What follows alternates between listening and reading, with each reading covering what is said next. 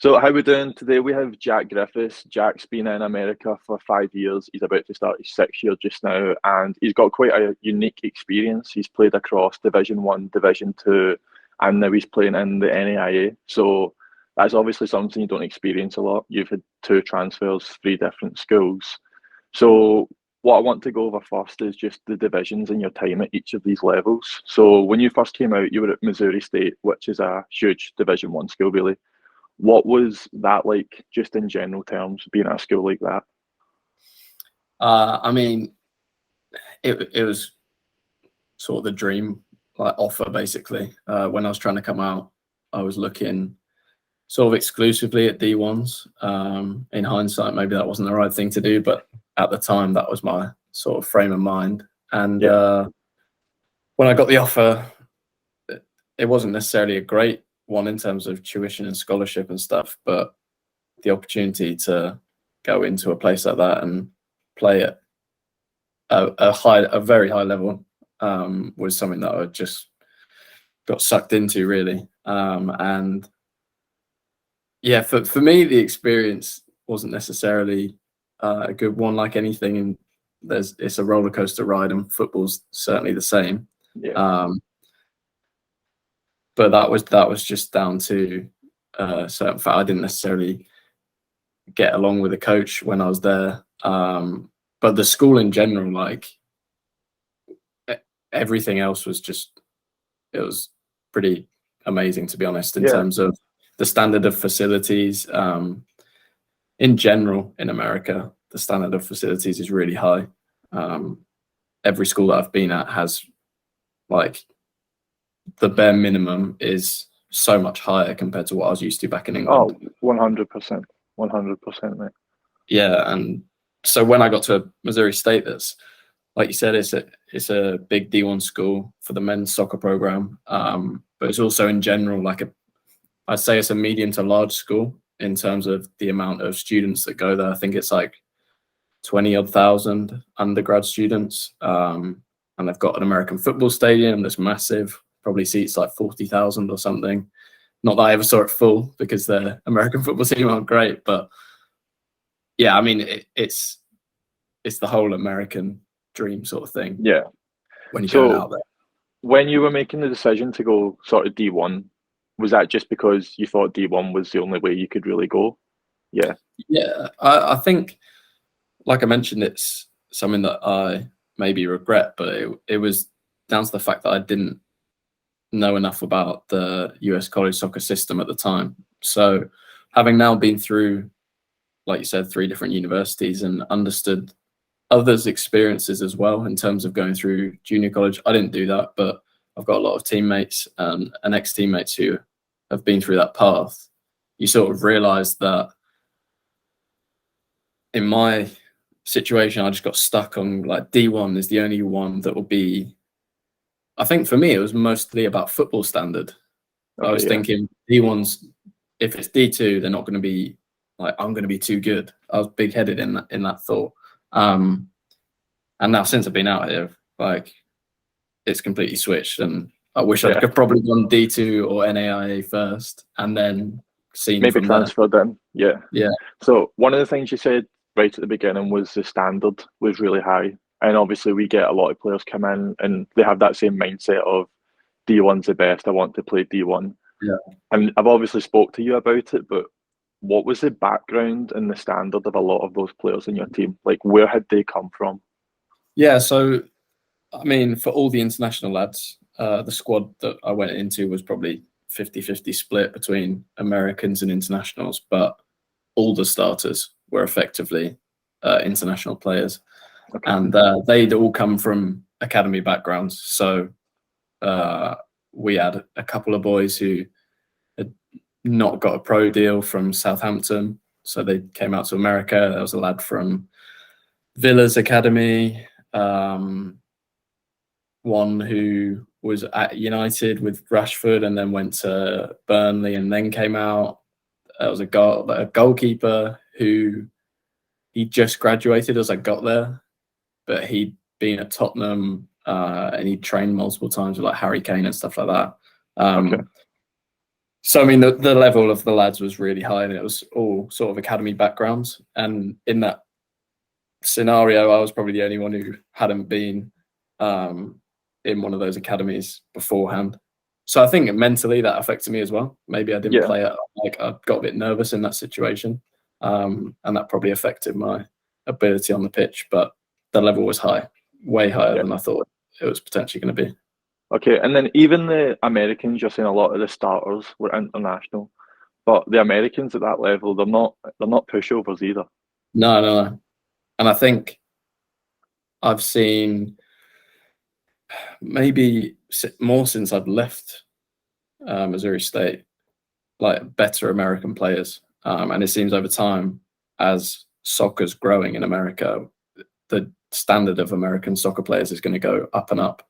Yeah, So that sort of misconception is getting left behind. Like, yeah, it's yeah. not like they were just filling the gap in the squad. You know, they were top players as well. Yeah, and then athletically, they're usually better as well. Maybe not so much in Division One, where the players are coming across to America from academy backgrounds and they've had that full time experience or day release type thing. Yeah. But for your sort of average players at home who maybe train a few times a week and they're not Mm. getting strength and conditioning, they're not getting nutrition guidance and stuff like that at Yeah. home. Coming out here, fitness wise, what was the difference at D1 compared to what you were doing at home? Like, what were the demands put on you? Yeah, so like you touched on there, I think there is a difference between what us as internationals, sort of what we get put through whilst we're in our high school, our equivalents of high school, Yeah, and what they do in high school. Like they're all doing like those core fundamental lifts or whatever. They're doing squat, they're doing bench, like within school. yeah, Whereas you'd never do that at sixth form or whatever. Like that would never come about. So in terms of their technique and stuff like that on those sort of lifts, they had way more knowledge. Then also that just come like through doing that, their physique's normally sort of not necessarily better for football, but they're normally in quite good physical condition. yeah. They're athletes. Yeah, exactly. They are athletes. And then me being a 5'7" lad who's not the heaviest, comes in, you're like, well, okay, like this is a bit, you need to beef up a bit. So yeah, I mean, it was definitely different. Like before I came out, I was only training a couple of times a week, like you mentioned. Yeah. That's sort of standard. If you're at a non-league side or a semi-pro side, you maybe train twice a week, go to the gym on your own 2 or 3 times a week. So yeah, it was like, it was a shock, but it was a good one because you just get thrown into that and you're made to adapt. That's always a good thing. And then you're reaping the rewards really of being in a system where lifting and doing the gym is all part of it and part of playing as well. So. Okay. So you played D1, then you transferred to Drury, which is still in Missouri. Yeah. So where did that sort of come about from? Like, what was the decision to go from playing D1, where it was obviously the dream when you came out, to thinking, right, I need to go and take a step back to D2, or if you would even see it as a step back in a way? Yeah. So when I was at Missouri State, as I alluded to earlier, it wasn't the best time for me. In fact, it was probably the worst time I've had in terms of my football career, in terms of my personal confidence and like enjoying football. So I came in January. First semester was training like you do in the spring with the squad. Then it got to the fall and I wasn't in the squad. So it wasn't even like a red shirt. Like it was just, I wasn't even training with the squad. That is a scary thing to hear if you're considering coming out, but that doesn't happen often. It's just if you get coaches who aren't necessarily great. And that's another thing at that D1 level that I've heard a lot, especially in the men's game, is the coaches are very demanding, and there's no almost, pretty much it's you've got to be at that level. You're not anywhere near it. There's no always on the brink of it. You're just, if you're good enough or you're not in their eyes, and it's very hard to sort of change that. Yeah. And from what I've heard, like we came in the first year when they'd started bringing in more players than what they knew they could have on the roster. In previous years, they'd brought in I think they can have 27, or at that point they could only have 27. So they'd only bring in 27 players. But we were the first year where they brought in more players in the spring, knowing that they'd have to cut some. So that was a bit unfortunate. But anyway, that fall of 2018 didn't really go well. So that was my first year in a nutshell. Came back having worked on my own in the fall when I couldn't train with the lads. Came back in the spring of my second year and had really tried to improve on my own. But pretty much straight away, it was like, I don't know whether I was just written off, because I looking back at it, I don't think I was honestly up to the level. Okay. There was also a little bit of like, oh, he wasn't in it last year, so yeah, it's just almost like you didn't get a chance or anything. Yeah. So halfway through the semester, I was having a horrible time, and I thought, right, I'm done. And honestly, at that point, I was in such a bad place that I was considering just giving up football, and I was like, what's going on? And then, fortunately, the jury coach, because jury's in the same city as Missouri State, it's like very tight knit. Those are 2 of 3 or 4 universities in the city. So the coaches knew each other. I'd met some of the players before, like on nights out or stuff like that. And then the coach just reached out to me and he was like, yeah, we need a new left back. And it just sort of went from there, and didn't take much convincing, to be honest, from this low point of me being like, oh, I don't even know if I want to keep playing, to thinking, well, yeah, I can go and play. It's in the same place I'm already in. So I've already got all these connections, friendships I've built. And then, yeah, went from there. I went for one trial. Like, you can go for like a trial training session. So I did that. And unfortunately, they'd offered somebody scholarship before I had made my mind up.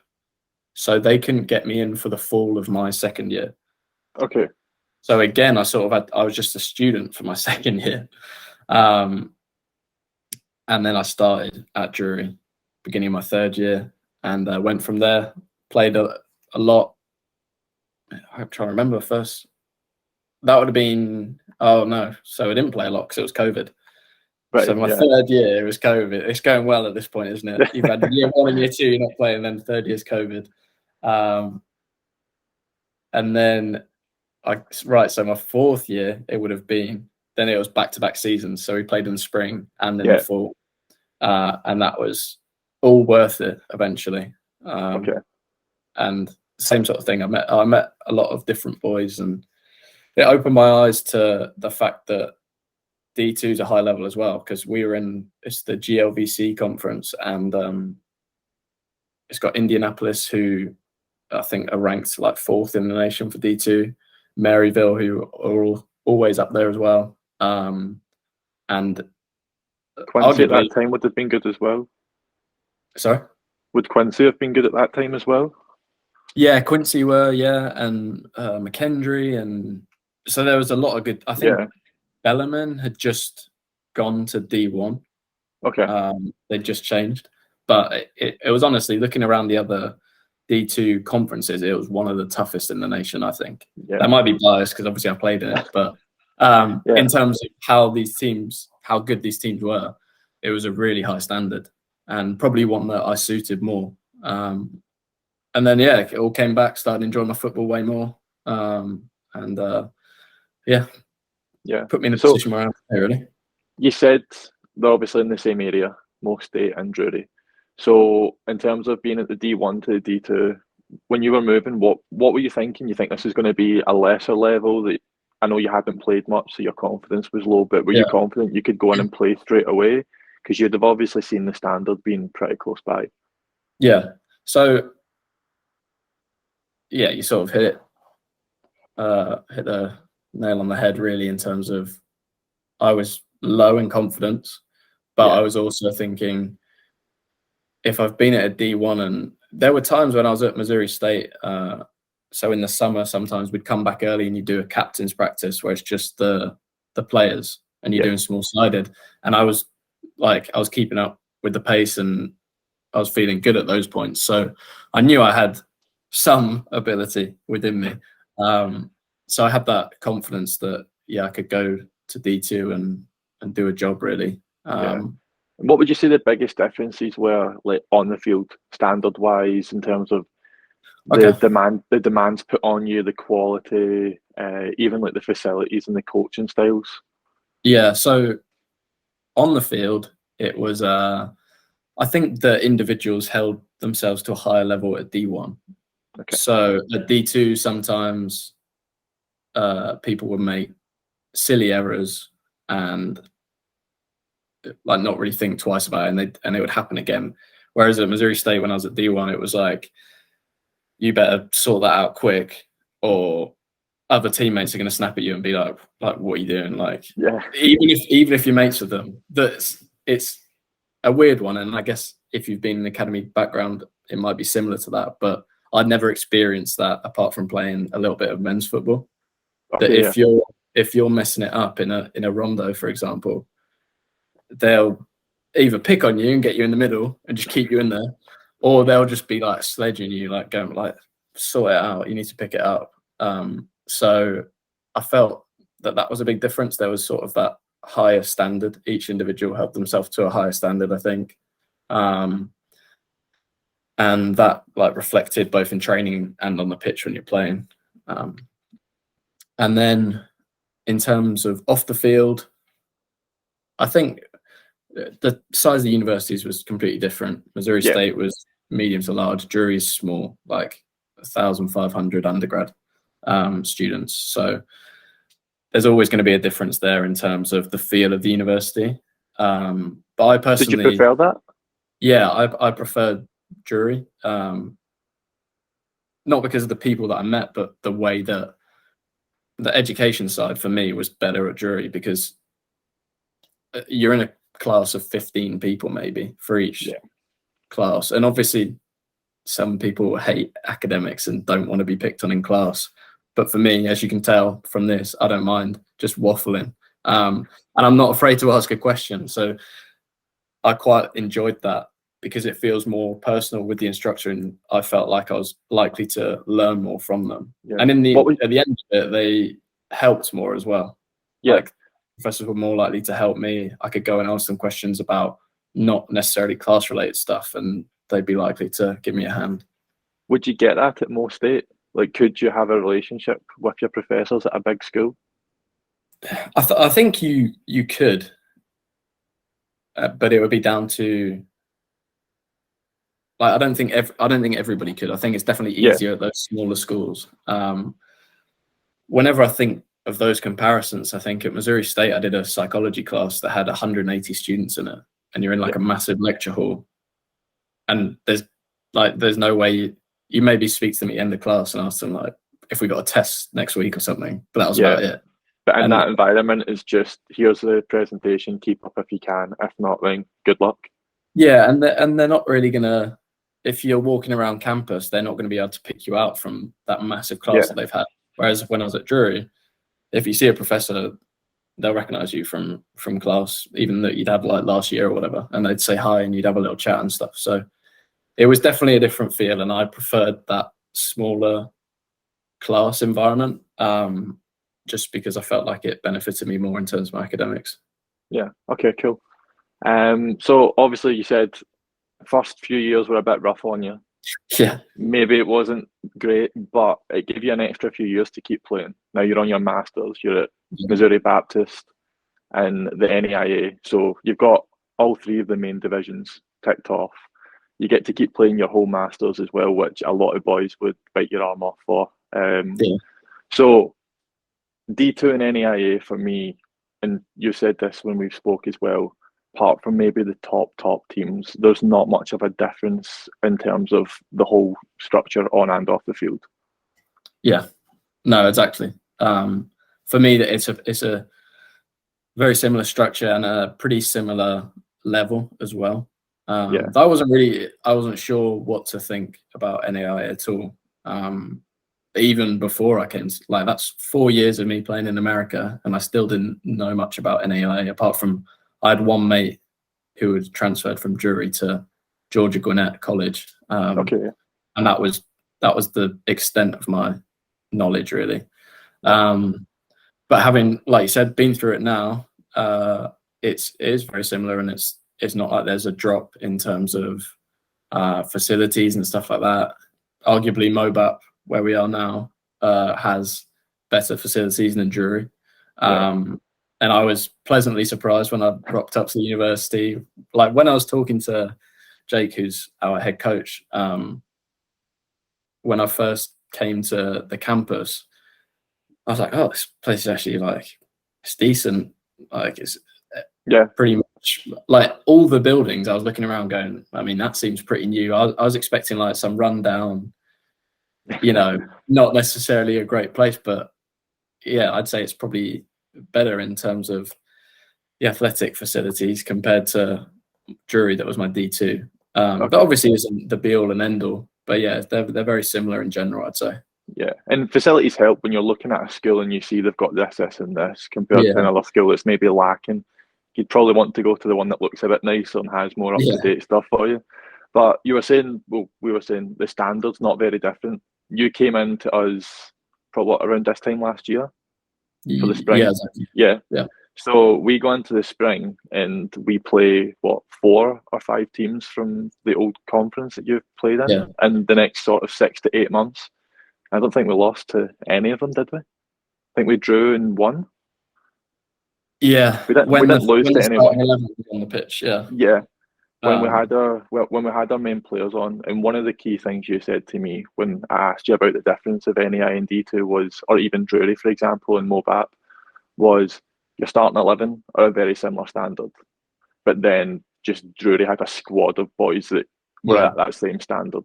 So just differences in terms of playing MOBAP and then the opposition we've played against compared to who you've played against when you were at Drury. And then, Columbia, William Baptist, they sort of big games that we had in the fall.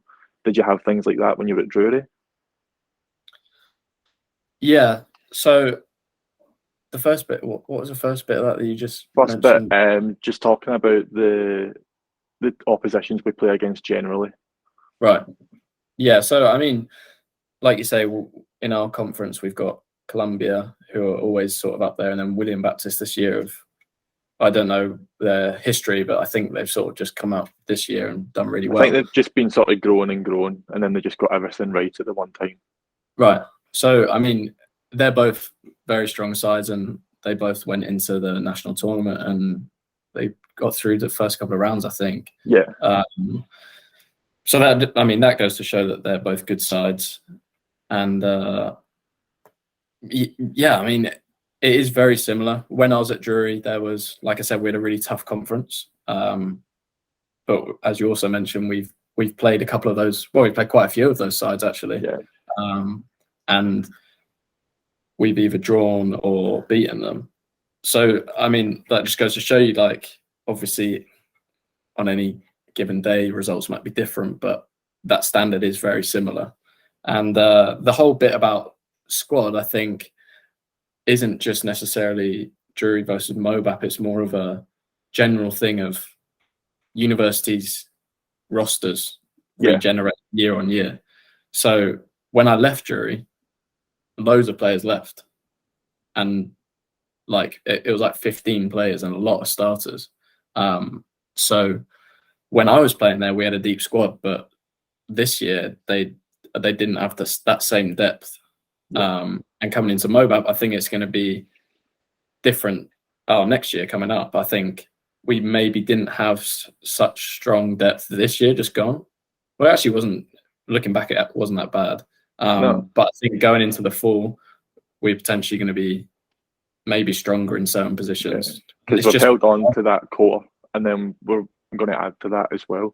That's another thing when you're looking at schools is, you can have a look at their history, but they could Yeah, have been, you know, a top team for 4 years, but now they've lost everyone in that two space, and exactly. they could be down for the next 4 years. Yeah. So it's trying to find schools that are just consistent throughout, or teams that are maybe on the up. They've brought in their freshmen and their sophomore players, and they've improved. So it's just going to keep sort of going. Yeah, and I think there's a lot of that, like, oh, we were conference champs, tournament champs, whatever. We got into the national tournament, all that. There are some schools like the big D ones, or well, I'd say probably just the big D ones that carry that sort of like your Yeah, UCLA's or your Santa Clara's, stuff like that, where they've got the history, but it's also like a prestige of the university. So they're always going to attract those big names. yeah. Whereas I think in D2, Barry University, it's in Florida, hadn't won anything for ages. They went and Won won two in a national, row. and yeah, maybe one or two, I and think they won two in a row. yeah, and now I think they've dropped off again because Yeah, that class is gone. So that is definitely something to consider when you're coming out. Is don't necessarily get sucked into all that history. Try and look at the more recent results and work it out from there. yeah. Sounds good. So we've just spoke about, you know, pretty much all the divisions. You said on hindsight you probably wouldn't have went D1 if you knew a bit more, if you knew a bit more about the system. So what would be something you would say to prioritise? Because obviously divisions, players coming out need to understand what the divisions actually mean. Out with the top D1 schools, the standard everywhere else is pretty similar. Academics at a big school, you're not getting the same relationship and maybe the same help you would need if you were at a smaller school. And then locations and stuff like that as well. So what would you, if you were going back, you're coming out from England, what would be your thought process? Okay, so I'll try and touch on each of them because I think it all comes together. Yeah, So we'll go backwards, I guess, from location. When you're coming out, you're thinking, oh yeah, let's go California to live on the beach, play football. The reality of it is only certain players are going to get to do that. And there are so many universities in America where you could go and get arguably better educations than these locations. You can always just go on holiday, like in the meantime, you know, like spring break. If you stay for the summer, you've got the visa, so you can go and do that in your downtime. So I wouldn't necessarily rank that high in terms of sort of priority. What I would say is, like, do a little bit of research and make sure you're not just going to like a shed in the woods. yeah, Because I've got lucky, like fortunately, Springfield, where I first went, is big enough. Like it's in my opinion a really good university city because there was enough with the size of Missouri State. There was enough people there when class is on. You know, yeah, when spring break, everyone's left, so it's a completely different story. But when class was on, it was good because you had a few bars where people would go. It's close enough. Everything's sort of tight knit. But I've got teammates who have been in different positions and situations where they're like in a town with like one shop and one bar and the university, and that's it. So don't get sucked into, oh yeah, I'm going to go and live the American dream the whole time. I'd probably look at just making sure you don't go to an absolute tiny little place. Try yeah. and find like a little middle ground. And I've done And yeah, both. I yeah, went to Miami when I first came out, and then just based on soccer reasons, I ended up playing in Arkansas for a semester. That COVID, when everything got moved to the spring, because I just wanted to play. So I've yeah, went from, you know, Miami thinking American dream, not being happy there, going to pretty much the middle of nowhere in Arkansas. Luckily, I knew I was only going to be there for a few months, but if I was meant to be there for the rest of my degree, again, I'd have been like, nah, get me out of here. yeah. You know that And I'm then, not a fan of Arkansas. We've been through that before, oh, but I'm not a fan of it either. I hate those away games. uh, Um, so yeah, location's not too important. You just want to make sure you've got enough around you that you're going to be happy, sort of living there with enough to do outside of football or soccer. yeah, I think Cool. so. The other bits were like academics. Obviously, if you've got a certain degree in mind, you're going to want to make sure you're going to a university that offers that. Most universities offer like quite a broad range, but I know like in your scenario, you were to find certain universities that offered your degree, right? Your major. Yeah. So exercise science, and obviously that's a huge degree out here. But like my first two schools didn't offer it. So I Yeah. was going there just doing a degree in science and picking up those classes and trying to figure out how I wanted to do it. But that's because I prioritised location over the sort of academic side of Yeah. things. I was like, I'm going to Miami, even though they didn't offer what I actually wanted to Yeah. study. Uh, so yeah, I found it now, and again at an NAIA school, our exercise science department's like really well recognised. We've got staff that have coached strength and conditioning and athletic training at the D1 level. So again, having that relationship with those professors opens up a lot of connections for me when Yeah. I'm doing things like internships and trying to get work Yeah, visas exactly. and stuff. Having that personal relationship with them and doing well in the classes and having good grades means that you've got all these doors open at different schools or different clubs or just different environments. Yeah, and I think that's why it's again sort of like I said, locations, you don't want to massively prioritize it. You want to make sure you're doing your due diligence, though. I think that's the Yeah, same major. yeah, Obviously, make sure that your university's got it, so you can actually study what you want. But yeah, I mean that's sort of the end of that bit. Like, as long as it offers your degree, yeah, then you're sweet, really. Because I feel like unless you're going to a really, really well-known school in terms of doesn't really putting on your matter. CV or your resume afterwards, they're not really going to look at Yeah, the school name unless it's like Harvard or whatever. But yeah. that's Unless you're like law student and you're saying I go to Harvard Law compared to yeah, somewhere else, that's where it makes a difference. But just yeah. generally, and then soccer. Where you ranking? Where you ranking that? Well, obviously that's really important. And like it's so hard because you get just caught up in D1 must be best because it's D1, right? Yeah, Like one should be above two.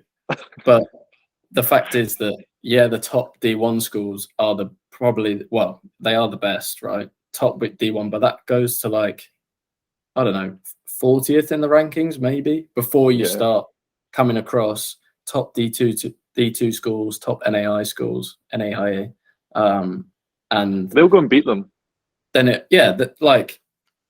we played CMU that they're ranked third in NAIA right now, I think. Yeah, We played them when I was at Missouri State, and I think it was a draw. It was like 1-1 or something. yeah, So that's Missouri State, who have in the last couple of years been ranked 15th, 16th in NCAA D1, drawing with an NAIA top 3. So that's where you sort of see a crossover in level.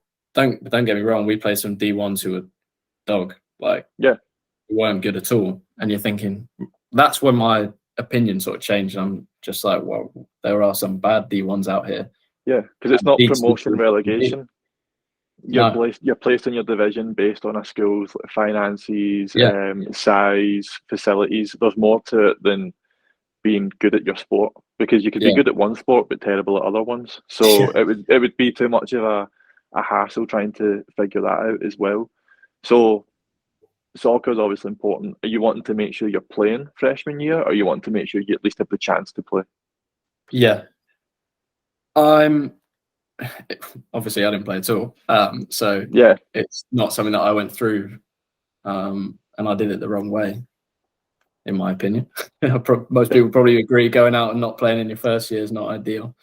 So I think a good indicator is in terms of whether you're going to play. That's priority for me is playing at the school you're going to, because that's the whole reason you're coming out. Majority of people, some people yeah, will just be coming out for academics and using football as a way to get discounted tuition, basically. But the majority of people going through this process are coming out to play football to a high level. And obviously sitting on the bench isn't doing that. So a good way, I think, is to, if you're getting offers, to sort of look at the value of the scholarship effectively, yeah, and that that gives you an indicator of how they value you, because they're not going to give you a good scholarship if they don't intend on playing you in the yeah, team. exactly. So that's one way to sort of look at what you're being offered, and then you can consider those universities that's offering you playing time. So if I was in a position where, take me back 5-6 years, whatever, and I'd been offered D1 Missouri State, but I'm getting like 15% scholarship compared to NAIA sort of, I don't know, just getting international rank, top 25 every year maybe, but you're getting offered 60-70% scholarship. For me, all day, you've got to take the NAIA offer. Just because that indicates you're way more likely to play. It's going to be cheaper. So either way, if you don't play, you're not getting still put works out better. Yeah. And yeah, that's just sort of how I'd go about it and prioritize things personally. Yeah. That I would say the same. Obviously, like I was similar when I first wanted to come out. It was D1, D1, D1. Knocked back a lot of NAIAs, knocked back a lot of D2s, and then ended up not going to a D1 anyway, and then ended up going through the route I've had. I mean, it's slightly different, but my first year wasn't great either. I moved school 3 times in 3 semesters. Felt lucky at MOBAP, but again, that's because our coach valued us, and then you can tell that as well. Your coaches will look after you, stuff like that. Did you feel that when you were at D1? You just feel the coach just sort of threw you to the side, and that was it. Yeah, some dark moments happened at D1. Me and my old roommate were just like, we'd come back from a training session, and we're both in the same boat. We just come in, and this lad's like technically a very good player, and I'd say probably higher, like better than me. So we just come back from training, and we'd just be like, "What are we doing?" Like, and we would spend an hour just like going through all of this stuff, just going like what? This can't be how it's meant to be. So yes, I mean that's just you don't want that. Nobody wants that. And then I remember one of the things you said as well, just talking about what you get offered at the different divisions, was obviously you got your YouTube channel, which we'll touch on a bit in a minute. But when you came to MOBAP, this fall was your first media day. Yeah.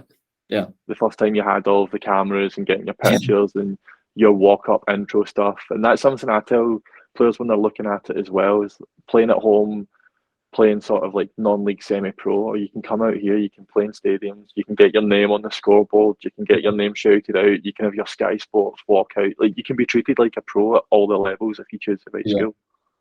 And I think the fact that they hadn't done a media day when I was at Missouri State was a bit baffling if you look at it now. Like I couldn't believe it when you told me that. Now, I know that for sure. But I guess I came in at the brink of when they were starting to always get in the national tournament and stuff. And then Drury was maybe down to, I know that they've done them again before, but maybe down to COVID and stuff like that. But yeah, it's something like when we did it at MOBAP, I was like, it's just a laugh, isn't it? It's something you can laugh with your mates, and then you can, you get some good photos or whatever for Instagram, or like me, get a video for my YouTube channel.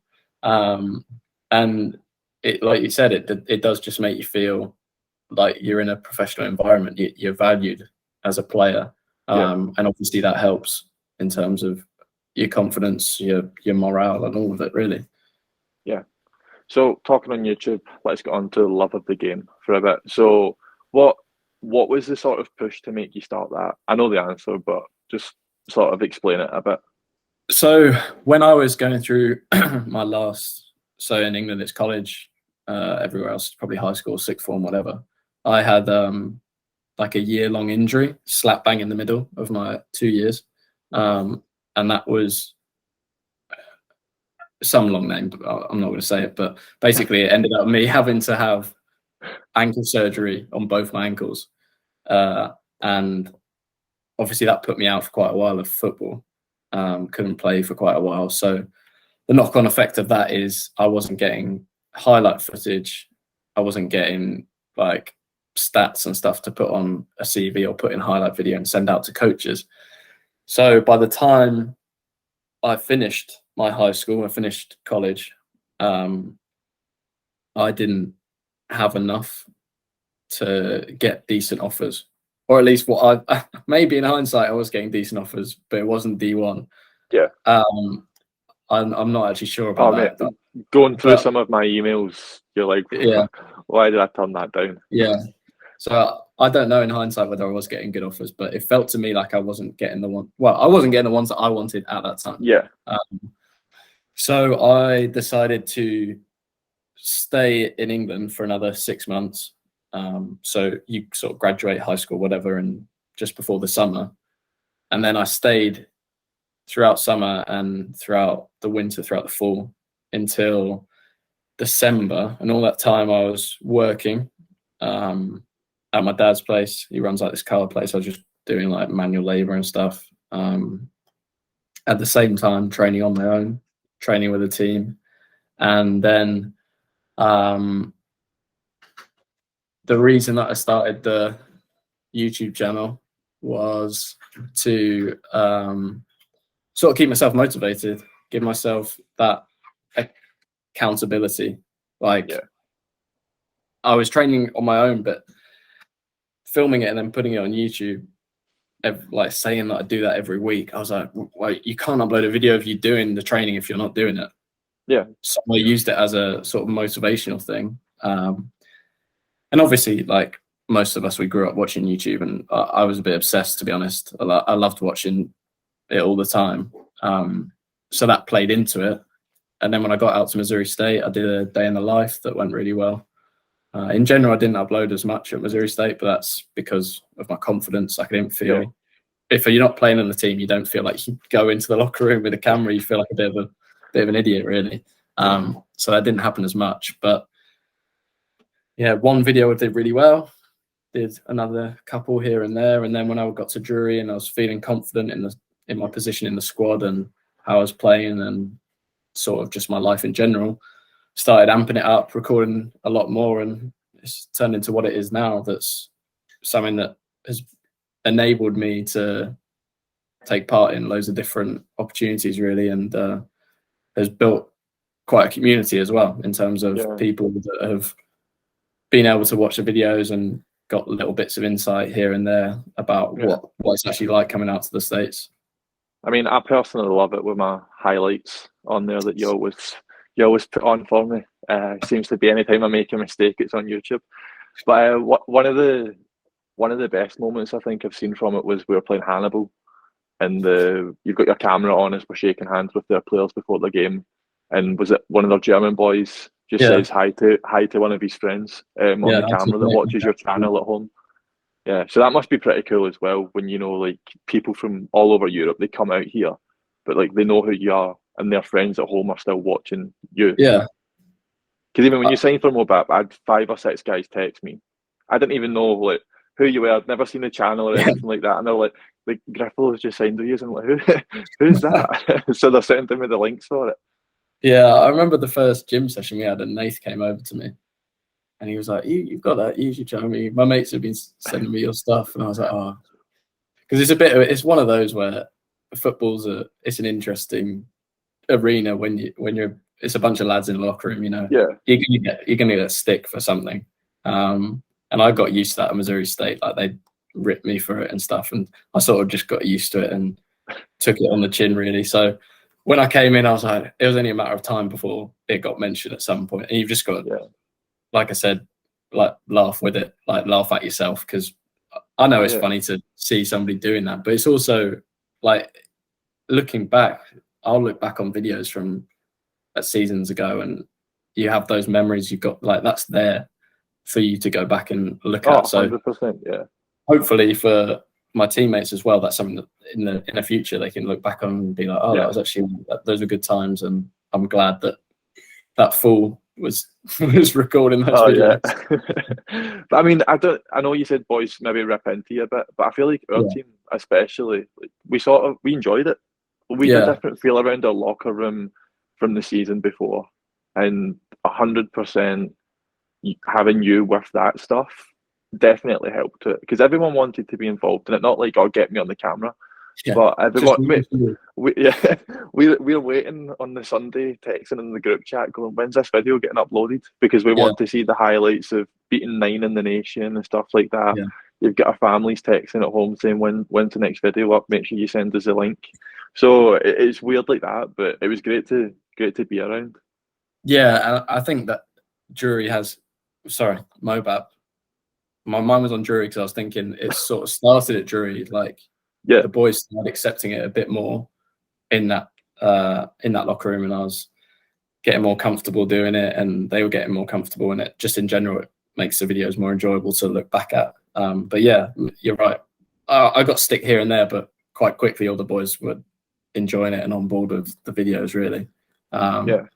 I mean, everyone was, weren't they? We gave it. All the coaches, everything. Yeah, the coaches especially. I think that was a big part. Is they don't mind it and they'll get on board with it as well.